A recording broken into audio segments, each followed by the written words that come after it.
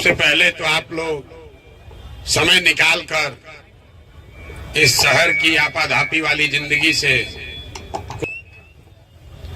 समय निकाल कर आए हैं, इसके लिए आपका दिल से धन्यवाद कर रहे हैं।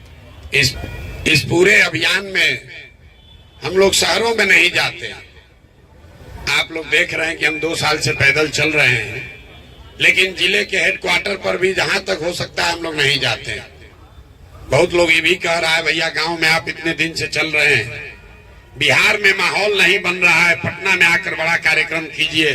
पटना में चर्चा नहीं चल रही। तो आप लोग सब पटना से आए हैं, तो ये मेरा शायद पहला या दूसरा कार्यक्रम है जहां पटना के स्थानीय लोगों से हम लोग मुखातिब हो रहे हैं। और देखिए दोस्तों, अब यहाँ पर जो मीटिंग था वो ख़त्म हो गया और सतपुरा हाउस हम लोग जा रहे हैं। चाय पर चर्चा होगा प्रशांत किशोर जी के साथ, IT मीटिंग होगा और काफ़ी अच्छा लगा। और चलिए दिखा दें तो हमारे साथ आपके जो सवाल हैं, सबसे पहले तो लोगों ने पूछा कि भाई आप पर भरोसा क्यों करें। बात तो ठीक है, हम 2 साल पैदल चले या 4 साल पैदल चले, बात अच्छी बोले या खराब बोले, सबसे बड़ा यक्ष प्रश्न तो यही है कि आपको जनसुराज पर, प्रशांत किशोर पर भरोसा क्यों करना चाहिए। तो हम आपकी सारी विद्वता को सलाम करते हैं, लेकिन इसके बावजूद आपको बता रहे हैं कि इससे ज्यादा मूर्ख वाला कोई सवाल नहीं हो सकता है। आप हमसे ये पूछ रहे हैं कि आप हमको धोखा दीजिएगा कि नहीं दीजिएगा, और हम शकल से इतने बेवकूफ तो आपको नहीं दिख रहे हैं कि अगर हमको आपको धोखा देना है तो खड़ा होकर कहेंगे कि धोखा देंगे। ये क्या सवाल पूछ रहे हो भैया? ए भैया आप पर भरोसा करे कि न करे?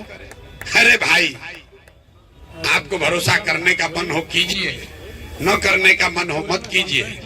लेकिन अगर आप हमसे पूछिएगा या हमारी जगह किसी से पूछिएगा, वो तो यही कहेगा कि हम धोखा नहीं करेंगे। जो हिंदी का शब्द है विश्वासघात, उसमें विश्वास पहले है, घात बाद में है। बिना विश्वास के घात हो नहीं सकता है। तो ये सवाल बेमानी है, लेकिन उत्तर तो मिलना चाहिए। अब जिसको जिसको ये उत्तर चाहिए कि भाई प्रशांत किशोर पर, जनसुराज पर भरोसा करें कि न करें, आपको मेरी बात पर भरोसा नहीं करना चाहिए। क्योंकि बात तो हम झूठे बोलेंगे, अगर झूठ बोलना हो, विश्वास करने लायक हो तो भी, और अदरवाइज भी हम आपको यही बोलेंगे कि हम पर विश्वास कीजिए। तो क्या आपके पास कोई तरीका है इसको जांचने का कि इस आदमी पर, जनसुराज पर भरोसा करें कि न करें? बिल्कुल तरीका है। आपके घर में कोई बीमार पड़ता है, आपके जान पहचान में कोई बीमार पड़ गया, उसको लाइलाज बीमारी हो गई, डॉक्टर साहब इलाज करते हुए बताते हैं कि भैया अब कोई दवा नहीं बचा है, कोई दवा नहीं है जिससे इसका इलाज हो सकता है, अब कोई होप नहीं बचा। फिर एक दिन अचानक से डॉक्टर साहब ने आपको बुलाया और ये कहा कि आपको बोले थे कोई दवा तो बचा नहीं है, लेकिन एक नया दवा आया है, लेकिन अभी ट्रायल में चल रहा है दवा। संभावना है कि अगर आप अनुमति दे दें, अगर आप चाहते हैं तो हम ये ट्राई करके देखते हैं। 50% संभावना है कि आपके घर के व्यक्ति की जो इलाज की स्थिति है वो बेहतर हो जाए, लेकिन यह भी संभव है कि दवा देने के बाद भी कोई फायदा न हो। तो जितने लोग आप यहाँ प्रबुद्ध लोग, समझदार लोग, पढ़े लिखे लोग बैठे हैं, आपका निर्णय क्या होगा? एक दवा जो पहले से एक्सपायर है, जिसको आपको मालूम है कि इसका काम नहीं होने वाला है, और दूसरी दवा है जिसमें शायद 50% संभावना है कि शायद इसका काम हो जाए। तो बिहार में जनसुराज पर आपको भरोसा करना है कि नहीं करना है, इसका उत्तर इसी में छिपा हुआ है। जो लोग पहले से यहाँ दल चला रहे हैं, जो व्यवस्था बनी हुई है, वो सब पहले से एक्सपायर है। आप उसको देख लिए, जांच लिए, परख लिए, जान गए कि तो इससे तो सुधार होने वाला नहीं है। ये हम नहीं कह रहे हैं, ये बिहार के आंकड़े बता रहे हैं। ये आपको, हमको, कई लोगों को लगता है कि लालू जी ने बिहार को बर्बाद कर दिया। कोई नीतीश को गाली दे रहा है, कोई कांग्रेस को दोषी बताता है, कोई मोदी जी को दोष दे रहा है। आंकड़ों को अगर आप देखिएगा दलगत राजनीति से, विचारधारा से ऊपर उठकर, तो आपको, हमको पता चलेगा कि 1990 में जब लालू जी मुख्यमंत्री बने, उस समय भी देश का सबसे गरीब और पिछड़ा राज्य था बिहार। 2004-05 में जब नीतीश बाबू मुख्यमंत्री बने तो भी देश का सबसे गरीब, पिछड़ा, निरक्षर, भुखमरी वाला राज्य था बिहार। और आज 19 वर्ष के नीतीश कुमार के शासन के बाद आज भी देश का सबसे गरीब और पिछड़ा राज्य है बिहार। तो इसका मतलब है कि जितना लोग बिहार चलाए, जिसमें हमारे जैसे लोग भी शामिल हैं 1-2 साल के लिए, हम लोग के सारे प्रयास के बावजूद ये बिहार की जो बीमारी है वो दूर नहीं हुई। सब दवा करके आप देख लिए, आपने कांग्रेस को जिताया, उसके बाद लालू जी को बनाए, उनका सामाजिक न्याय भी देख लिया, नीतीश कुमार का न्याय संघ विकास भी देख लिया, मोदी जी का भाषण भी सुन लिए, उनका भी जादू देख लिए, बिहार का दशा नहीं सुधरा। तो अब या आपके पास 2 ही विकल्प है, या तो जो दवा फेल हो चुकी है, एक्सपायर हो चुकी है, उसी को खाते रहिए, या फिर कोई नई दवा आई है जिसका नाम है जनसुराज, जिसमें शायद 50% संभावना है कि कुछ सुधर जाए। तब तय आपको करना है कि 50% संभावना वाला दवा लेना है कि एक्सपायरी दवा खाना है। तो आगे से ये सवाल पूछने का मतलब नहीं है कि भैया आप पर भरोसा कैसे करें। तो भरोसा भैया हम पर नहीं करना है, भरोसा इस बात पर करना है कि यहाँ पर पहले से जो व्यवस्था है वो बिल्कुल एक्सपायर व्यवस्था है। जो व्यवस्था आएगी इससे बढ़िया ही आएगी, इससे खराब कुछ नहीं हो सकता है। अब 28 से नीचे हम लोग कहाँ जाएंगे, 35 पर थोड़े ना जाएंगे, 28 को राज्य है, इससे ज्यादा खराब कुछ नहीं हो सकता है। इसलिए जनसुराज की ओर आपको देखना चाहिए। किसी ने कहा कि भैया आपके नाम पर भरोसा है, जब आप जिम्मेवारी नहीं लेंगे तो इसका कौन जवाबदेही लेगा कि कल जनसुराज आ गया, काम नहीं हुआ तो। उसी के साथ पीछे कोई खड़ा होकर कहा कि आप ही खाली दिख रहे हैं, दूसरा कोई दिख ही नहीं रहा है। देखिए समाज, अगर आपने अपना जगह छोड़ दिया तो भी आदमी शिकायत कर रहा है कि हम तो आपको देख कर आए थे, आप काहे पीछे हट रहे हैं। तो बगल में बैठा हुआ आदमी कह रहा भैया खाली आप ही काहे दिख रहे हैं। ये देखिए समाज की दुर्दशा। आप दाएं चलिए कि बाएं चलिए, किसी भी तरीके से आपको नहीं मानना है।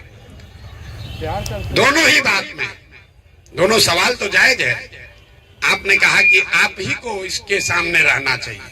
हम बिहार के एकमात्र अकेले काबिल आदमी नहीं है, हम बिहार के अकेले काबिल आदमी नहीं है, बिहार में सैकड़ों आदमी हमसे ज्यादा काबिल है।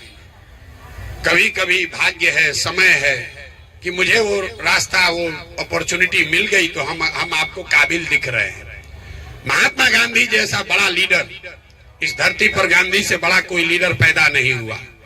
महात्मा गांधी जैसे लीडर अपने पूरे जीवन काल में कांग्रेस का अध्यक्ष सिर्फ एक ही बार रहे, एक ही बार कांग्रेस का अध्यक्ष रहे। इसका मतलब ये नहीं है कि जब वो अध्यक्ष नहीं थे तो देश के राजनीति पर आजादी से पहले लड़ाई में या उस समय की कांग्रेस में गांधी की सोच का, उनके विचारों का, उनके कार्यक्रमों का प्रभाव नहीं था। मेरा जनसुराज में प्रभाव रहे, इसके लिए हमको पद पर बैठना जरूरी नहीं है। जरूरत इस बात की है कि बिहार के समाज में ये चेतना आए कि काबिलियत के आधार पर नेतृत्व का चुनाव हो। किसी महिला ने पीछे से पूछा, आधा अंग्रेजी आधा हिंदी में, कि भैया आप तो जाति का बात कर रहे हैं, महिला एम्पावरमेंट की बात कर रहे हैं। 40 महिला अगर जीत के चली जाएगी उससे क्या फायदा होगा। अगर 40 महिला के जीत के जाने से फायदा नहीं होगा तो महिला से चूल्हा चक्की कराने से तो फायदा होगा नहीं। लोकतंत्र में तो अगर आप नीति न्याय बनाने वाले बनेंगे, पॉलिसी में आपकी भागीदारी होगी, तभी आपकी चिंता होगी। ऐसा नहीं है कि महिला जाएगी तो ही महिला की चिंता करेगी, पुरुष भी चिंता कर सकते हैं, लेकिन भागीदारी सबकी होनी चाहिए। किसी ने सवाल पूछा, आप जाति से कैसे निपटिएगा, जाति को कैसे ट्रीट कीजिएगा, क्या आपका आधार भी जाति होगा। हम लोगों ने मन से खड़े होकर कहा है कि जिस समाज में जिसकी आबादी जितनी है, जिस आबादी की, जिस समाज की, जिस जाति की जितनी आबादी है, उसको उसकी हिस्सेदारी मिलनी चाहिए। लेकिन जैसे डालडा का पूरी अगर रोज आप खाइएगा, एक दिन अगर आपको घी का पूरी मिले तो हजम नहीं होगा। तो बिहार में ये जाति और हिस्सेदारी की नारा इतना चल गया है कि लोगों को समझ में नहीं आ रहा है कि हम लोग क्या कह रहे हैं हम ये नहीं कह रहे हैं कि आपकी जाति ज्यादा है तो आपको ज्यादा भागीदारी मिलेगी। हम ये कह रहे हैं कि चुनाव का पैमाना एक और एकमात्र काबिलियत ही का पैमाना है। लेकिन आप ये समझिए कि जो आदमी भी काबिल है वो किसी न किसी जाति का है, और हर जाति में काबिल आदमी भी है। मान लीजिए कि 243 लोगों को विधायक का चुनाव लड़ाना है, तो बिहार में 243 काबिल आदमी है, ऐसी बात तो है नहीं। बिहार में तो लाखों लोग काबिल निकल कर आ रहे हैं। तो 243 में किसको कितनी भागीदारी मिलेगी, तो उस भागीदारी को तय करने के लिए उसके जाति की संख्या का ध्यान रखना है कि अगर 18% दलित है तो जितने काबिल लोग आ रहे हैं उसमें 18% दलित समाज की भी भागीदारी होनी चाहिए। अगर 15% यादव समाज के लोग हैं तो उस समाज के भी काबिल आदमी को 15% 243 में हिस्सा मिलना चाहिए। लेकिन वो हिस्सेदारी इसलिए नहीं मिलेगी कि वो यादव है कि दलित है कि कुशवाहा है। वो हिस्सेदारी इसलिए मिलेगी कि वो काबिल है। लेकिन काबिल आदमी जितनी सीट है उससे ज्यादा है, तो उनका प्रोपोर्शन, उनका अनुपात क्या होगा, इसके लिए जाति की बात है। जैसे मैं आपको उदाहरण देता हूं, जन सुराज ने कहा कि हमारा पहला अध्यक्ष दलित समाज से होगा, तो कोई खड़ा होकर कह सकता है कि भैया आप भी तो जाति का बात करने लगे, दलित का वोट लेना चाहते हैं। नहीं, हम लोगों ने क्या कहा कि इस दल का नेतृत्व समाज के सभी वर्गों का बराबर अधिकार उसका है। तो समाज को बड़े अगर भागों में बांटिएगा 5 भाग होता है। एक सामान्य वर्ग है, एक ओबीसी वर्ग है, एक ईबीसी वर्ग है, एक मुस्लिम है और एक दलित है। ये बड़े स्तर पर 5 वर्गों में आप समाज को बांट सकते हैं। अब नेतृत्व की क्षमता सब में है, सबको नेतृत्व का अवसर मिलेगा, बराबर मिलेगा, 1-1 साल सबको अवसर है। सवाल है कि पहले अवसर किसको दिया जाए। तो अगर आप पिता हैं और अपने घर में संपत्ति का बंटवारा कर रहे हैं, आपके 5 बच्चे हैं, 5 को संपत्ति का बंटवारा कीजिएगा, 5 को बराबर ही दीजिएगा। लेकिन अगर उसमें एक बच्चा कोई विकलांग है, दिव्यांग है, तो आप ये सोचते हैं कि भाई 4 को पैसा दे देता हूं और जिस घर में रहता हूं ये अपने दिव्यांग बच्चे को दे दूं, क्योंकि अगर इसको पैसा दे भी दिया तो इसको बनाने में तकलीफ आएगी। तो हमने लोगों के समाज के सामने ये बात रखी कि भाई मिलना सबको बराबर है, लेकिन सबसे पहले किसको मिलना चाहिए। तो जो समाज में आर्थिक, सामाजिक, शैक्षणिक तौर पर सबसे पीछे है उसको सबसे पहला हक मिलना चाहिए। तो लोगों ने तय किया कि नहीं भैया, दलित समाज सबसे पीछे है, इसलिए उसको सबसे पहला हक मिलना चाहिए। दूसरा, अगर ईबीसी समाज है तो उसको मिलना चाहिए, तीसरा मुस्लिम है तो उसको मिलना चाहिए, फिर ओबीसी को मिले, फिर सामान्य वर्ग को मिले।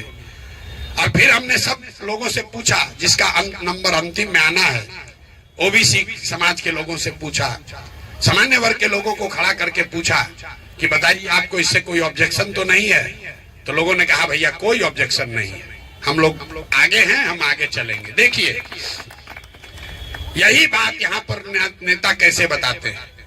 दलित समाज के लोगों को, ईबीसी समाज के आदमी को कहता है कि सामान्य वर्ग का आदमी है, ये आगे बढ़ गया है, इसको छीनो, इससे झगड़ा करो, ये तुमको लूटा है, ये तुमको बर्बाद किया है। हम लोग क्या कह रहे हैं, हम उसको लड़ाने के बजाय ये कह रहे हैं कि भाई तुम सामान्य वर्ग में हो, आप ओबीसी वर्ग में हो, आपका हमारा कोई भाई कोई पीछे छूट गया है, अब आपकी जिम्मेवारी है कि आप उसका हाथ पकड़ कर ले चलो। तो हम लड़ाने की बात नहीं कह रहे, हम जो आगे चला गया उसको ये जिम्मेवारी का एहसास करा रहे हैं कि अगर आपका भाई कोई पीछे छूट गया है तो उसको लेकर साथ में चलिए। दोनों में फर्क है, लेकिन फर्क नुआंस है, डिटेल में है। और अभी जमाना है 2020 का, व्हाट्सएप का। आपको लगता है हाँ या ना, जाति का राजनीति कीजिएगा कि नहीं कीजिएगा। अरे भाई, अगर आप राजनीति करते हैं तो समाज के सभी पहलुओं को आपको लेकर चलना है। जाति भी समाज की एक बड़ी सच्चाई है, लेकिन जाति समाज की एकमात्र सच्चाई नहीं है। अगर आप राजनीति कर रहे हैं तो जैसे आपको समाज की गरीबी को समझना है, समाज के विश्वास को, आस्था को समझना है, वैसे ही समाज के जाति को भी आपको समझना है। लेकिन जाति को समझकर राजनीतिक समायोजन करना और जाति की राजनीति करना, दोनों में जमीन आसमान का फर्क है। समझ आपको जरूर होनी चाहिए। जिसकी जो भागीदारी बनती है वो आपको देना बनता है, लेकिन इसके लिए आपको जातियों में आपस में विद्वेष फैलाने की जरूरत नहीं है, आपस में उसको लड़ाने की जरूरत नहीं है। बिहार में पिछले 30 वर्ष में जातियों को हिस्सेदारी भागीदारी नहीं दी गई, उनकी चिंता नहीं की गई, उनको आपस में लड़ाया गया। जैसे यहाँ देख लीजिए, जितने बहुत यहाँ पर युवा साथी आए हैं, सरकारी नौकरियों का अलग क्रेज है बिहार में। जिसको देखिए वो खुद सरकारी नौकर बनना चाहता है, अपने बच्चे को सरकारी नौकरी दिलाना चाहता है। लोग दावा कर रहे हैं कि 10 लाख नौकरी दे देंगे, कोई कहता है हम नौकरी में 50% रिजर्वेशन दे देंगे, कोई कह रहा है हम 70 कर देंगे। और जो गरीब पढ़ा लिखा नहीं उसकी बात छोड़िए, जो पढ़े लिखे लोग हैं उसको भी नहीं बुझा रहा है। मैं आपको एक आंकड़ा देता हूं, पूरे बिहार में चपरासी से लेकर मुख्य सचिव तक टोटल जितने लोग सरकारी नौकरी में हैं, सबकी गिनती कीजिएगा तो कुल 23 लाख लोगों को ही सरकारी नौकरी मिला है।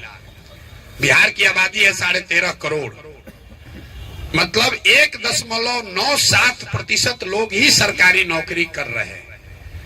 98% को ना सरकारी नौकरी मिला है ना आगे मिलेगा, लेकिन 13 करोड़ लोग को बेवकूफ बनाकर सरकारी नौकरी का गाजर ऐसे लटका दिया और आप लोग उसी में लगे हुए हैं, सारे लोग हम लोग, कि किसको पहले मिल जाए। उसी में लड़के ट्यूशन कर रहे हैं, उसी में रिजर्वेशन के लिए आंदोलन चल रहा है, उसी में कोई अपना सर्विस कंडीशन बनाने के लिए लड़ रहा है। भैया अगर सब आपको रिजर्वेशन मिल भी जाए तो भी 23 ही लाख तो हुआ, 98% आदमी को तो कोई फायदा होना ही नहीं है। ये यहाँ की परेशानी है। जब तक आप चीजों को समझेंगे नहीं, जब तक जो समझ रहे हैं उस पर अमल नहीं करेंगे, तब तक सुधार नहीं संभव है। हम 2 बरस से चल रहे हैं, उससे सुधार नहीं होगा। लोगों की चेतना यहाँ दब गई है, मरी नहीं है, दब गई है। अगर मर गई होती तो कोई, हम पैदल चल रहे होते, कोई आता ही नहीं। एक लड़का यहाँ खड़ा होके कह रहा है, लंबा चौड़ा भाषण दिया, भ्रष्टाचार रोकिए, भ्रष्टाचार रोकिएगा तो बिहार का कल्याण हो जाएगा। मेरे भाई हम तो दुनिया भर घूमे हैं, शायद ही कोई ऐसा देश मिला जहां भ्रष्टाचार नहीं है। कर्नाटक में भ्रष्टाचार नहीं है, केरल में, तमिलनाडु में भ्रष्टाचार नहीं है, अमेरिका में भ्रष्टाचार नहीं है। भ्रष्टाचार से ही आप गरीब हैं ऐसी बात नहीं है। और यहाँ भ्रष्टाचार क्यों है? गांव में जाकर हम लोग जब जाते हैं, लोग हल्ला करता है, भैया मुखिया जी बड़ा चोरी कर रहा है, ए भैया हमको तो राशन कार्ड में 2-2.5 हजार रुपया घूस लगता है, ए भैया हमको इंदिरा आवास में 20-25 हजार रुपया लग रहा है। आप लोग का भी गांव देहात से संपर्क होगा, आपको पता होगा दाखिल खारिज कराने में 20,000-25 हजार रुपया घूस लग रहा है। तो जब गांव में सुनते सुनते हम लोग थक जाते हैं तो उसको बताते हैं कि अच्छा ये बताइए, पिछले बार 2 वर्ष पहले जब मुखिया का चुनाव हुआ तो 500 रुपया लेकर वोट कौन बेचा? आप बेचे। जात के नाम पर मुर्गा भात खाकर वोट कौन दिया? आप दिए। 2 पाउच पर वोट का सौदा कौन किया? आपने किया। और जो जितना बड़ा पैसा बेचा है, वोट बेचा है, वो सबसे पहले गांव में हल्ला करता है कि भैया बिहार में भ्रष्टाचार बहुत है, भ्रष्टाचार खत्म कीजिए। तो हम लोग गांव में कहते हैं भैया 500 रुपया लेके वोट दोगे तो तुम्हारा मुखिया विधायक चोर नहीं होगा तो हरिश्चंद्र होगा। बिहार के आदमी का इतना दुर्दशा है कि उसको चोरी भी नहीं करने आ रहा। 500 रुपया में अपना वोट बेचोगे, जात के नाम पर मुर्गा भात खा के वोट दीजिएगा और फिर सोचिएगा कि विधायक जी काम बढ़िया नहीं कर रहे हैं। कैसे संभव है? वो अपना गेहूं बेच के थोड़े ना आपको पैसा दे रहा है। जो लोग पैसा ले रहे हैं अपने आप को बहुत चालाक समझ रहे हैं। वो ना समझ रहे हैं कि समाज में उनसे ज्यादा जो चालाक है वही तो नेता है। 500 रुपया दिया, 5,000 रुपया का आपसे उपाय कर लिया। राजनीति जो है वो समाज का आईना है। समाज में अगर जाति है तो राजनीति में भी जाति होगी। समाज में भ्रष्टाचार है तो जाति में भी, राजनीति में भी भ्रष्टाचार होगा। लेकिन बिहार में लोगों की सोच ये है कि हम चोरी करते रहे, हमको आरक्षण मिल जाए, हम जाति का उन्माद फैलाते रहे और पूरा बिहार सुधर जाए, फिर हम आकर मजा मारेंगे। कैसे सुधरेगा रे भाई? हम 5300 से ज्यादा गांव में पैदल गए हैं, गांव में ही रहते हैं, वहीं सोते हैं। वहां का एक अनुभव आपसे साझा कर रहे हैं और अभी आपको दिखेगा, आपकी स्थिति का भी आपको ज्ञान होगा। 5300 गांव में हम अपनी भाषण की शुरुआत में पहले कहते हैं, सब सुनने के बाद, ये बताइए कि आपके गांव पंचायत में सारी समस्या को छोड़ दीजिए, कम से कम आपके बच्चों के लिए पढ़ाई रोजगार होना चाहिए कि नहीं होना चाहिए। आपको मैं बता रहा हूं 5300 गांव में 100% लोग, चाहे वो किसी जाति के हैं, धर्म के हैं, पढ़े लिखे हैं, अनपढ़ हैं, महिला पुरुष, गरीब अमीर, सब आदमी 100% हाथ उठाकर कहता है कि नहीं भैया इतना तो होना ही चाहिए, रोजगार पढ़ाई काहे नहीं होना चाहिए, तो होना ही चाहिए। उसको नहीं मालूम है कि दूसरा सवाल क्या है। दूसरा सवाल पूछते हैं कि अच्छा आप सब लोग अपने अपने बच्चों के सर पर हाथ रखो और रख कर बताओ कि तुमने अपने बच्चों के पढ़ाई रोजगार के लिए वोट दिया है कि नहीं दिया है। आज तक 5300 गांव में एक आदमी भी नहीं मिला, एक आदमी भी नहीं मिला जिसने कहा कि हम भैया अपने बच्चों के पढ़ाई रोजगार के लिए वोट दिए हैं।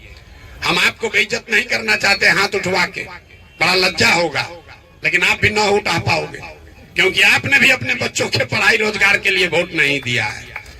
यहाँ आप शहर में रहते हैं तो आप ज्यादा चालाक नहीं है, इतने हुआ होगा कि आप इतना चला के क्या वोटें देने नहीं गए थे।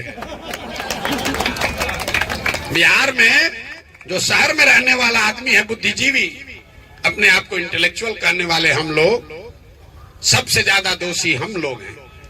बिहार की दुर्दशा का मुख्य कारण आपके हमारे जैसे लोगों के लिए प्लेटो ने बहुत अच्छी बात, ग्रीस के बहुत बड़े दार्शनिक थे प्लेटो, उन्होंने एक बहुत अच्छी बात बताई, if you do not participate in democracy be ready to be ruled by your inferiors. अगर आप सामाजिक राजनीतिक जीवन में कोई सरोकार नहीं रखेंगे तो इस बात के लिए तैयार रहिए कि कोई मूर्ख आदमी राजा बनकर आप पर शासन करेगा। तो बिहार का अपने आप को बुद्धिजीवी कहने वाले आदमी का यही दुर्दशा है। पिछले 25-30 साल में या तो आपने अपने आप को राजनीति से अलग कर लिया या आपको व्यवस्था ने अलग कर दिया, और अब आप सोच रहे हैं कि जो बालू माफिया शिक्षा का मंत्री है, जो शराब का माफिया वाला आदमी, शराब का धंधा करने वाला स्वास्थ्य मंत्री बन गया, उससे आप सोच रहे हैं कि बढ़िया स्वास्थ्य व्यवस्था बन जाए। अरे भाई, जब बालू माफिया है तो आपके बच्चों के लिए पढ़ाने का व्यवस्था करेगा कि बालू बेचवाने का उपाय करेगा? गलत चुनिएगा तो गलत ही होगा। अब यहाँ लोग मानेगा नहीं, कहेगा ना भैया हम लोग के पास तो विकल्प नहीं था।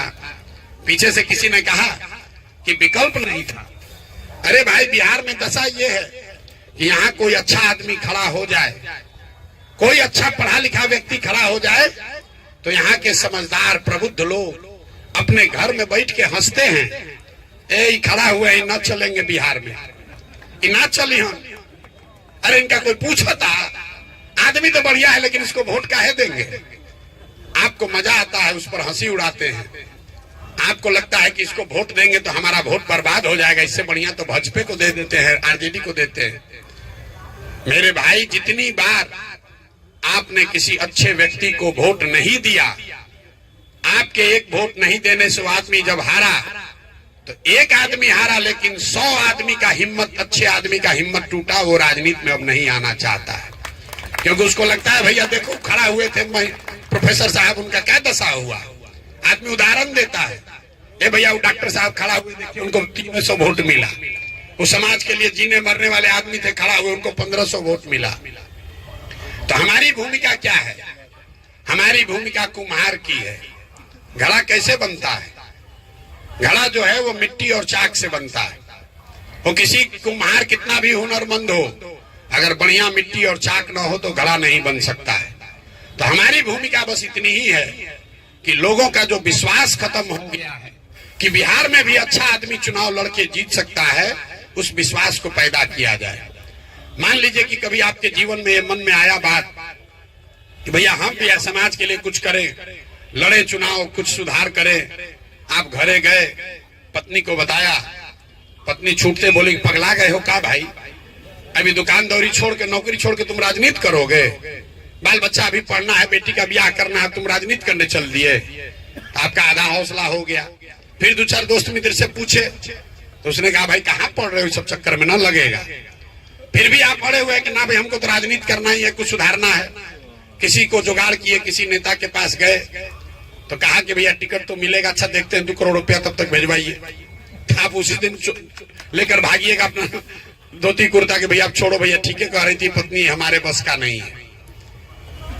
लेकिन अभी आप जाकर कहिएगा कि भैया प्रशांत किशोर से मिले थे, जनसुराज में गए, वो कह रहे हैं कि राजनीति में हम आएंगे, हम चुनाव अगर लड़ेंगे तो मुखिया बन सकते हैं, विधायक बन सकते हैं। तो पत्नी का अभी तो मन नहीं होगा, लेकिन कहेगी ना भैया, अगर कह रहा है प्रशांत किशोर तो एक बार सोच सकते हो, देखो।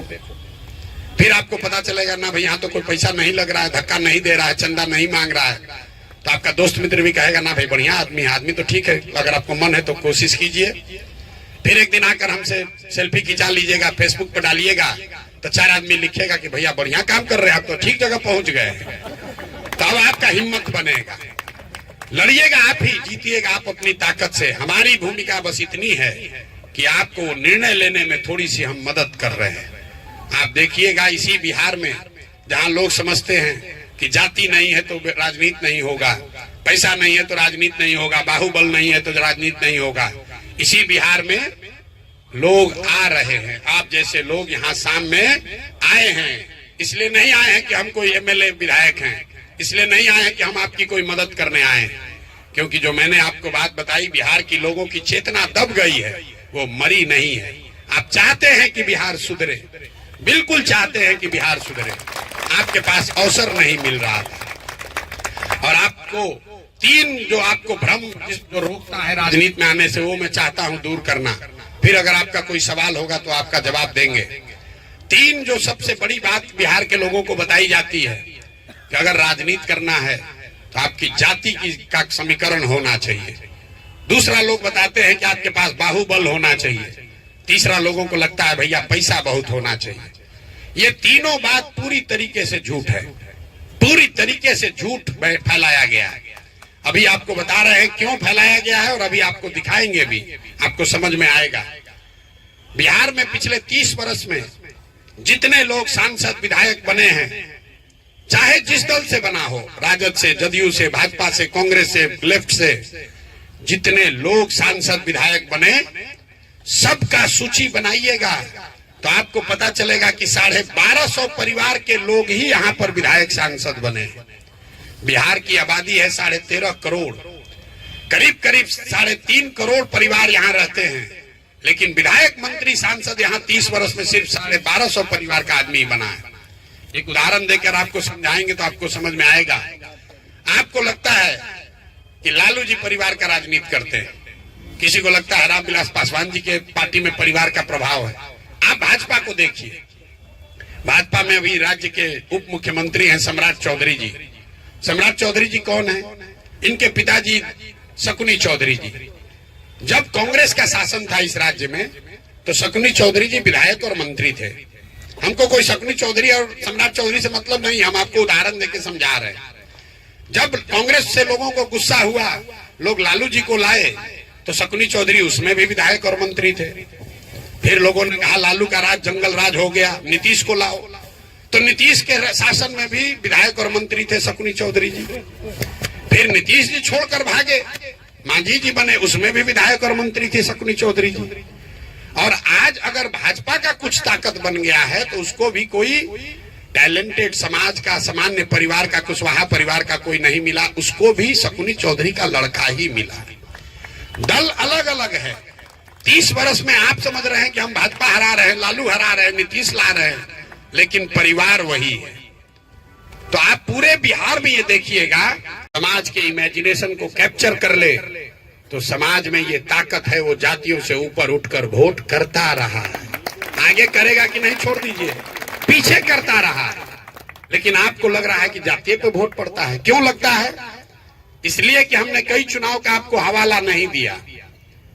तो जब चुनाव में कोई व्यक्ति विशेष नहीं है, कोई नया विचारधारा नहीं, कोई नया प्रयास नहीं, कोई नया विषय नहीं, दोनों लड़ने वाला एक ही जैसा दिख रहा है, तो समाज भी कहता है दोनों तो एक ही जैसा दिख रहा है, चलो अपना जाते वाले को दे देते हैं।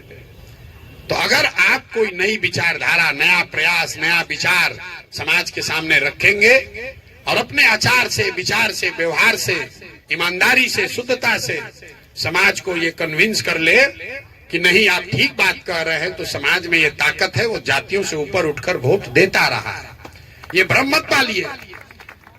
दूसरा समझिए, अगर मान लीजिए आपको लग रहा है सब जातीय, कितनों हम कहेंगे आप मानिएगा नहीं, फिर यहाँ पूछेंगे अच्छा ये बताओ अगर सब आदमी जाति पर वोट दे रहा है तो बिहार में मोदी जी को वोट दिया कौन है? मोदी जी के जात का तो बिहार में कोई है ही नहीं है। फिर भी आदमी कहता है, तुरंत उलट के कहेगा ना भैया और जात पर नहीं दिया, तो धर्म पर, हिंदू मुसलमान पर दिया है। अरे भाई जात पर नहीं ना दिया है। आप बताइए, यहाँ 18% मुसलमान है, वो लालू जी को वोट देता है, क्यों देता है? लालू जी उसके जाति के हैं? नहीं, वो भाजपा के डर से देता है। जाति वहां भी फैक्टर नहीं है। जाति बहुत बड़ी सच्चाई है, लेकिन जाति एकमात्र सच्चाई नहीं है। अगर जाति एकमात्र सच्चाई होती तो आप 2009 का उदाहरण देखिए। 2009 में यहाँ पर नीतीश कुमार और भाजपा चुनाव लड़े साथ में, तब मोदी जी का इतना नाम नहीं था, भाजपा का, संघ का, अमित शाह का इतना प्रभाव नहीं था। नीतीश कुमार भाजपा के साथ चुनाव लड़ रहे थे, सामने से लालू जी, कांग्रेस और रामविलास पासवान जी की पार्टी एक साथ थे। और 2009 में एनडीए को यहां सीट आया 206। लालू जी पूरे गठबंधन के साथ निपट गए 35-36 सीट पर। वही गठबंधन फिर चुनाव लड़ा 2020 में। इस बार नीतीश जी के साथ साथ नरेंद्र मोदी की भी ताकत थी, अमित शाह और संघ भी था, और सामने से लालू जी नहीं थे, तेजस्वी थे, लालू से कम ही ताकत है उनका। रामविलास पासवान उस गठबंधन में ही नहीं थे, और कांग्रेस की भी ताकत कम हुई। इसके बावजूद 2020 में उस एनडीए कॉम्बिनेशन को 125 सीट आने में दम निकल गया। क्या हुआ? एनडीए का समीकरण वाला सब जात बिहार छोड़कर चला गया? नहीं, वो ऐसा इसलिए हुआ कि बिहार में हर व्यक्ति को ये लगता है कि जो नीतीश कुमार का पहला शासन था 2005 से 2009 वाला, उसमें बिहार में सुधार होता दिखा था। तो उनके सुधार का, उनके प्रयास का प्रभाव था और जातियों का समीकरण था, तो उनको 206 सीट आया। और 2020 में जब लोगों को उनके गवर्नेंस से, उनके सरकार से लोग खुश नहीं थे, सिर्फ समीकरण पर लड़ने गए तो 125 सीट आया। और एक फाइनल बात इस पर समझ लीजिए, अगर सब बताने के बाद भी आपको लगे कि ना भैया जातीय पर होगा, तो आप ये बताइए कि जो राजनीति करके राज समाज का अगुवाई करना चाहता है, उसके पास ये विकल्प नहीं है कि समाज में सब कुछ अच्छा हो जाएगा तब हम आएंगे राजनीति करने, समाज में बाहुबल न रहे, धन बल न रहे, जाति का प्रभाव न रहे तब हम आएंगे। तो भैया जब सब समाज में सुधरिए जाएगा तब आपको आने का जरूरत क्या है? जो उसको सुधारेगा वही आपका लीडर होना चाहिए। तो भाई ना समाज में सब सुधरेगा, ना कभी आप राजनीति में आइएगा। ये आपके मन में ऐसा बैठा दिया गया है, और आप रिस्क लेना नहीं चाहते हैं, आप करना नहीं चाहते हैं, तो आप करना, हमरा तो मन है करने का, लेकिन बिहार में तो जाति बहुत है, कैसे जाएंगे, इसीलिए घरे बैठे हुए हैं। ये आपके अपने मन का डर है। अगर उससे बाहर निकलिएगा तो कुछ की कर पाइएगा। अब आप में से बहुत लोग, कुछ पैसे वाले लोग भी हैं, सामान्य मध्यम वर्गीय परिवार का एक सज्जन खड़ा होकर कह रहे हैं कि भैया मध्यम वर्गीय परिवार को तो कोई पूछिए नहीं रहा है। तो एक तो भैया आप आंकड़ा गलत बता रहे हैं। आप बता रहे हैं 4.5 करोड़ लोग टैक्स देता है, और सबका चिंता हम लोग के टैक्स के पैसा से हो रहा है, और हम लोग को कुछ नहीं मिल रहा है, हम लोग को कोई नहीं पूछ रहा है। यहाँ पर ज्यादातर सामान्य परिवार, मतलब मध्यम वर्गीय परिवार के लोग ही हैं। ये आपके मन में बहुत गलत बात है कि इनकम टैक्स 4 करोड़ लोग देते हैं, बाकी लोग उनके पैसा से खाते हैं। सरकार का टैक्स का सबसे बड़ा सोर्स है जीएसटी। जो गरीब से गरीब आदमी भी अगर नमक भी 1 रुपया खरीदता है तो उस पर 5% टैक्स वो भी दे रहा है। जस्ट बिकॉज आप कस्टम नहीं दे रहे हैं, इसका एक्साइज नहीं दे रहे, इसका मतलब नहीं है कि आप ही खाली, आपका कोई कंट्रीब्यूशन नहीं है। जो भी इस देश में रहता है, अगर 10 रुपया भी खर्चा कर रहा है तो उसका कुछ न कुछ योगदान इस सरकार को, व्यवस्था को चलाने में है। इनकम टैक्स सिर्फ एक टैक्स है, गुड्स एंड सर्विसेज टैक्स। गरीब से गरीब आदमी एक साड़ी भी खरीदा, एक धोती खरीदा, एक नमक खरीदा, खाना खरीदा, टैक्स तो सब आदमी दे रहा है। तो अपने आप को ऊपर मत मानिए कि हम ही टैक्स दे रहे हैं, बाकी सब तो चोरी कर रहा है। आप नहीं भी देना चाहिएगा, तब भी जो सामान खाना खा रहे हैं उस पर टैक्स तो लग ही रहा है। सामान्य वर्ग के जो लोग हैं, आप कह रहे हैं कि हमको कुछ नहीं मिल रहा, तो आप कुछ दे भी तो नहीं रहे हैं। यहाँ बिहार में जितने सामान्य वर्ग के लोग हैं, आपकी बड़ी दुर्दशा है। आप लोग समझ रहे हैं कि हम लोग का लड़का तो बंगलोर चला गया, बढ़िया है, दिल्ली में पढ़ रहा है, अब तो हमको क्या चिंता है। कभी कभी जाते हैं बंगलोर घूम के, किसी के लड़के विदेश भी चले गए हैं, दिल्ली से भी आगे चला गया। हम आपको बता रहे हैं अपने अनुभव से कि जो यहाँ गरीब है वो तो कष्ट में है, लेकिन आपसे ज्यादा कष्ट में कोई नहीं है। गरीब का लड़का जो है वो पलायन करता है, मजदूरी करने जाता है जवानी में, जब वो बूढ़ा हो जाता है, शरीर थक जाता है तो वापस आता है घर। लेकिन सामान्य परिवार के लड़के जो पढ़ने नौकरी करने बाहर गए, आप हमसे लिख कर ले लीजिए, अगर बिहार में यही दशा बनी रही तो आपके बच्चे वापस लौटकर कभी नहीं आएंगे, कभी नहीं आएंगे। आप देखिए जिस मैदान में आप बैठे हुए हैं, जिस व्यक्ति ने भी इसको बनाया होगा, कितना सोच के बनाया होगा, इतना बड़ा प्रॉपर्टी कि यहाँ हमारा पतो रहेगा, यहाँ बेटा रहेगा, यहाँ खाना खाएंगे, यहाँ झूला चलेगा, यहाँ झरना चलेगा। आज इसमें कोई नहीं है, कोई नहीं रह रहा है। हमारे पिताजी ने 2-3 गो घर बनाया है, बड़ा सोच सोच के बनाया, यहाँ पर हमारा लड़का रहेगा, यहाँ पतो रहेगी। वहां पर दिया बत्ती जलाने वाला भी कोई नहीं बचा है। और हम तो यहाँ पर पैदा हुए हैं तो फिर भी आए हैं। हम आपको बता रहे हैं, मेरा लड़का तो कभी गलती से भी पटना में नहीं आएगा। हम 4 बार समझाते, भाई आओ पटना में आए हैं, एक दिन में मिलने आओ। कहना पटना मन नहीं लगता, तुम वहीं आ जाओ, दिल्ली आ जाओ। तो जो आप समझ रहे हैं कि भैया हम तो पैसा कमा रहे हैं, रात दिन मेहनत आप कर रहे हैं, तो आपके बच्चों के भी हक वो लगने वाला नहीं है। बेटा नहीं तो पतो नहीं तो नाती आपका अमेरिका से बैठे बैठे आपका संपत्ति बेच देगा पटना में, आपसे पूछने भी नहीं आएगा कि बड़ा मेहनत करके आप घर बनाए थे। इसलिए अगर आपको भगवान ने, समाज ने कुछ दे दिया है, किसी भी तरीके से आप कुछ आगे हो गए हैं बुद्धि से, संसाधन से, तो ये आपकी हमारी जिम्मेवारी है कि कुछ न कुछ इस धरती के लिए, इस समाज के लिए वापस करें। पैसा और समय किसी के पास ज्यादा नहीं होता। जो आदमी अपना पेट भरने के बाद, अपना पेट भर लीजिए, लेकिन अपना पेट भरने के बाद जो भूखों की चिंता न करे वो आदमी मानव नहीं है। अगर मानवता का नाम ले रहे हैं तो इतना जरूर कीजिए कि अपना पेट भर जाए, तो जो कोई अगर एक आदमी को भी खिला सकते हैं तो खिलाइए। आप और हम आज इसलिए यहाँ खड़े हैं, आप यहाँ कुर्सी पर बैठकर भाषण दे सकते हैं, सोच सकते हैं, अपना परिवार चला रहे हैं, अच्छी जिंदगी जी रहे हैं, क्योंकि किसी ने यहाँ पर सरकारी स्कूल बनाया होगा, किसी मिशन स्कूल में हम भी गए होंगे पढ़ने। अगर वो किसी ने नहीं बनाया होता तो हम भी किसी गांव में बैठकर मजदूरी कर रहे होते। तो इस समाज ने जो आपके लिए किया है, जिस मेडिकल कॉलेज में, जिस इंजीनियरिंग कॉलेज में आप गए, जिस सरकारी विद्यालय में पढ़े, जिस शहर का आप इस्तेमाल कर रहे हैं, ये सब आप पर कर्ज है। इसको अपने इसी जिंदगी में चुका कर जाइए। कुछ नहीं कीजिए, 1 घंटा समय निकालिए, अपने लिए नहीं अपने बच्चों के लिए कीजिए। हम लोग के तो हिंदू धर्म में कहते हैं लोग कि माँ बाप जो करते हैं वो उनके बच्चों के सामने आता है। अगर आप सोच रहे हैं कि हम बहुत मेहनत कर रहे हैं, बहुत रुपया कमा लेंगे, एक मिनट भी समाज के लिए नहीं देंगे, तो बुरा नहीं मानिएगा, आपके बच्चों के हक कुछ नहीं लगने वाला है। जब जहाज डूबेगा तो उसमें बैठा हुआ हर आदमी डूबेगा, चाहे आप धनी हैं या गरीब। इसलिए जो लोग पैसे वाले हैं, समझदार हैं, समाज ने उनको आगे बढ़ा दिया है। आप पर, हम पर ये ज्यादा जिम्मेवारी है कि हम लोग कुछ भी करें, सुधारने का प्रयास करें। अंतिम बात, बिहार को हम सुधारे या आप सुधारे, सुधारने का प्रयास आज हो या 10-20 वर्ष के बाद हो, करना तो किसी न किसी बिहार के आदमी को ही पड़ेगा। अब तय आपको करना है कि आप इसमें कंधा लगाना चाहते हैं, आकि ड्राइंग रूम में बैठ के अपना टीका टिप्पणी करते रहना चाहते हैं। ए भैया इन पर कैसे भरोसा करें, ए भैया कैसे सुधरेगा। कितना भी अंधकार है, एक बार दिया जलाने का प्रयास तो करना ही पड़ेगा। एक कदम बढ़ाइए, कुछ मदद कीजिए। हर आदमी कुछ न कुछ कर सकता है। कुछ नहीं कीजिएगा, अपना फेसबुक का पर जन सुराज लिख दीजिएगा तो ही आपको 100 आदमी पूछेगा, अरे डॉक्टर साहब क्या बात है, आप फेसबुक में जन सुराज में जुड़ गए हैं क्या।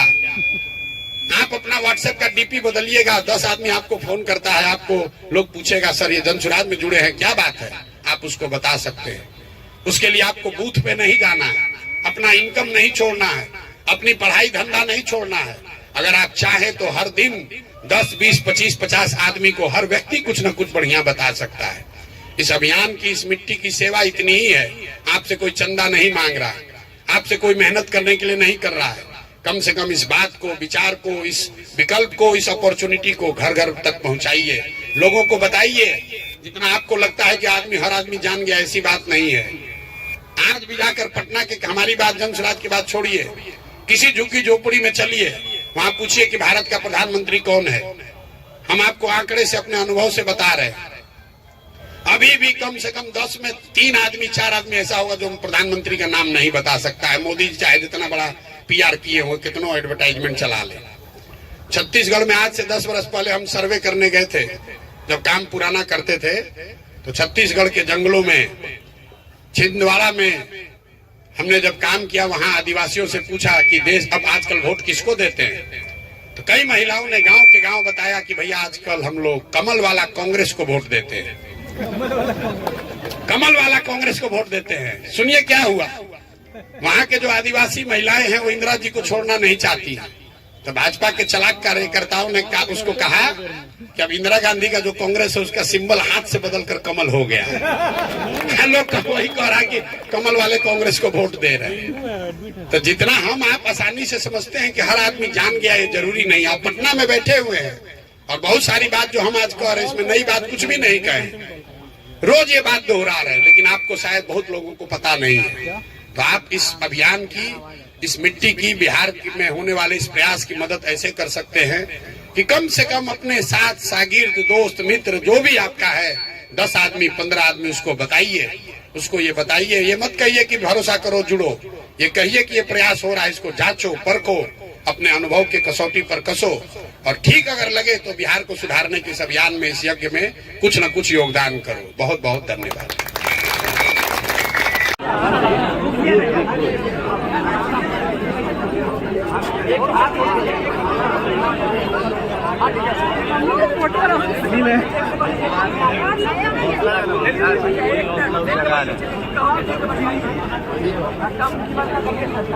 और हेलो दोस्तों, जैसे कि आपको पता है कि चाय पर चर्चा समाप्त हो गया और काफ़ी लंबा समय के बाद इतना बड़ा पटना के अलग अलग लोगों आए हुए थे और काफ़ी अच्छा लगा। और चलिए